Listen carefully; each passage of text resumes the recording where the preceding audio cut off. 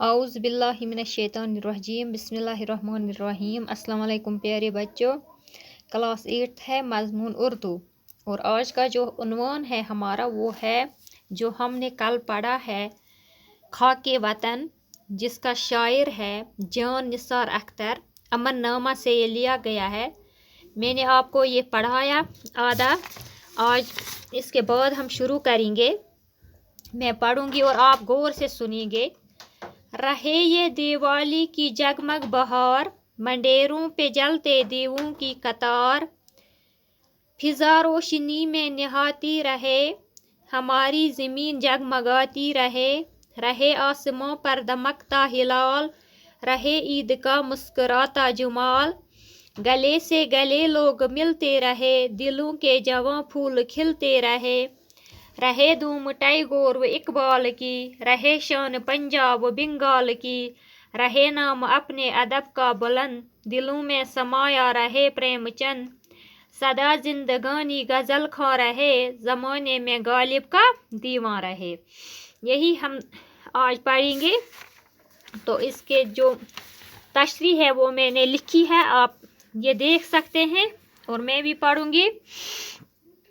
ہمارے وطن میں سبز آموں کی خوشبو ہمارے دلوں کو معطر کرتی ہے۔ یہاں عید اور دیوالی منائی جاتی ہے، جس میں لوگ ایک دوسرے کو مبارکباد دیتے جاتے ہیں۔ نہیں وہ مذہب دیکھتے ہیں، نہیں رنگ و نسل، لوگ ایک دوسرے کے گلے ملتے اور مبارکباد دیتے ہیں۔ شاعر چاہتا ہے کہ یہی عید اور دیوالی کی خوشیاں ہمارے وطن میں ہمیشہ رہے۔ شاعر فرماتے ہیں کہ ہمارے ملک میں ادیب اور سائنس داں پیدا ہوئے، ہمارے ملک جیسے شاعر اور غزل خواں اور کہاں ملیں گے۔ یہاں پر ٹیگور، اقبال، غالب، پریم نے ادب کے معیار کو اور زیادہ بلند کر دیا۔ شاعر چاہتا ہے کہ ہماری زندگی اور ملک غزل کی طرح اپنی ہی دھن میں مست رہے اور ہمارے پنجاب و بنگال کی شان سدا رہے۔ پہلا سوال جو اس کا ہے وہ ہے، امن کو شاعر کیوں ضروری قرار دیتا ہے؟ امن کو شاعر اس لیے ضروری قرار دیتا ہے کہ قدرت نے دنیا میں کوئی ایسی چیز پیدا نہیں کی جس کا تعلق ایک دوسرے سے نہ ہو، جس سے انسان کو اپنے وطن اور گھر سے فطری طور پر محبت ہوتی ہے، جانوروں اور جنگلوں اور میدانوں سے اسی طرح ایک انسان کو دوسرے انسان سے محبت ہوتی ہے۔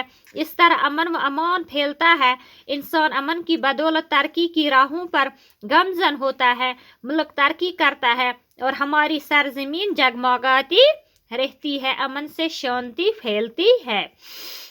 وطن کی کن چیزوں سے شاعر محبت کرتا ہے؟ یہ میں نے آپ کو کل بھی بتایا۔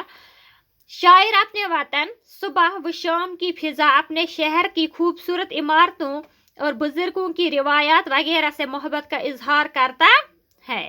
شاعر کو کون سے تہوار پسند ہیں جن کے سدا منائے جانے کی وہ دعا مانگتا ہے؟ شاعر کو عید اور دیوالی کے تہوار پسند ہے جن کے سدا منائے جانے کی وہ دعا مانگتا ہے۔ سیکری کے محل، تاج اور اجتماع کی کیا اہمیت ہے؟ سیکری کے محل، تاج اور اجتماع کی بہت بڑی اہمیت ہے جو دیکھنے سے تعلق رکھتا ہے۔ فطرت کے کن مناظر سے شاعر بہت متاثر ہے؟ فطرت کے قدرتی مناظر سے شاعر بہت متاثر ہے۔ باقی وسلم، آج ہم اتنا ہی پڑھیں گے، اگلے لیکچر میں آپ کو دوسرے سوالات دکھاؤں گی۔